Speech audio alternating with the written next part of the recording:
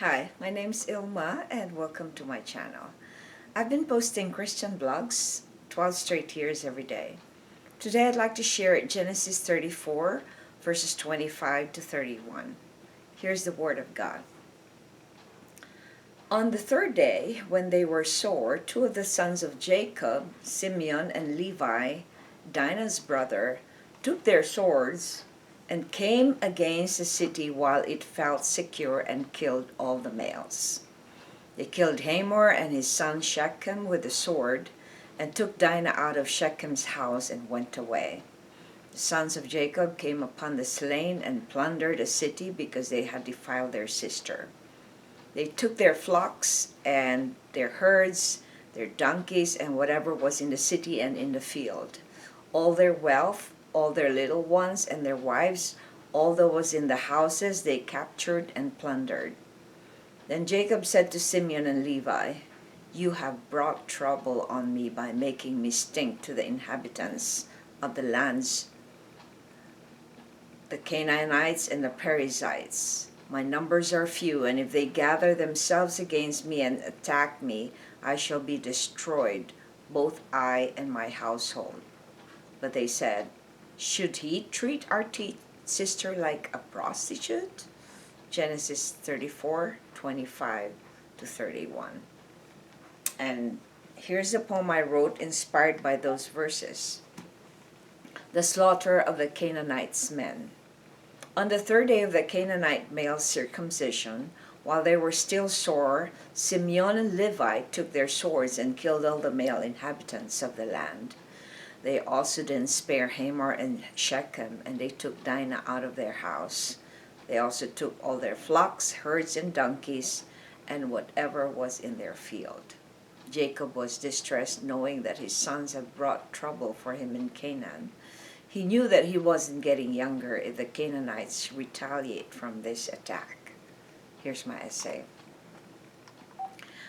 This slaughter clearly shows us the sin passed on to Jacob's son as far back as Cain, who was the first offspring of Adam and Eve. The spirit of rebellion and revenge was in every human being's DNA. Without the Lord changing our hearts, we are all evil inside of us.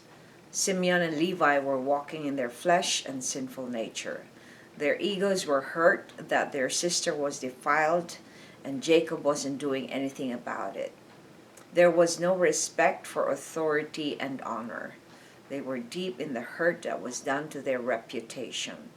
Now we can see why Jacob was silent in all these events. He was doing the best in terms of keeping the peace.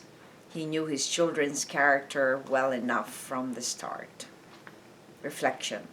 How was pride the source of the slaughtering of the Canaanite men? Well, we knew that people who are proud are always after their image, their reputation.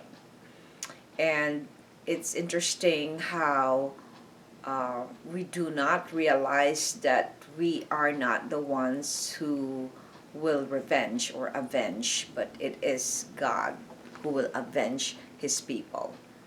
In this case, because they felt that their egos were hurt by their sister's defilement and the name that was stained by that act, they took matters into their hands. And we do this as human beings when we are offended, when we are hurt, when we are justly untreated, or we're treated unjustly. We retaliate, and that is part of our sin nature.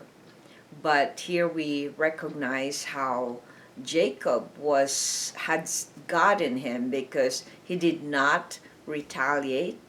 He was quiet, he was silent, he allowed the Canaanites to have a treaty with him, and yet the sons took over. So in the taking over of the sons, they were plotting revenge. And so in our days, in our modern day now, when we get hurt, our automated reaction is to fight back or to take revenge. But that is not the way of the Lord. The way of the Lord is to allow the Lord to do what he is only in control. We are not in control of anything. When we do retaliate, we are taking matters into our hands.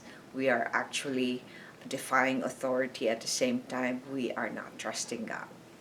Thanks for watching. I hope you check my website at ILMA'S.com for artworks, photographs, and a copy of this blog.